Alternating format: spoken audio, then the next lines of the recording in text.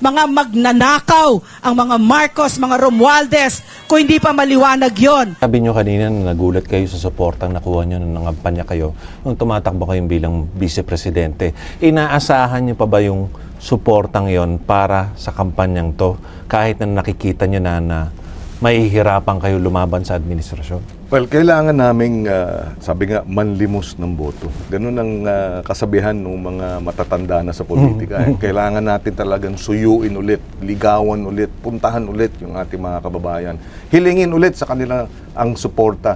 Dahil in the final analysis, ang pinakamakapangyarihan sa lahat sa araw ng halalan, hindi ang mga politiko, ang mga botante. 65 million ang magiging numero ng mga botante.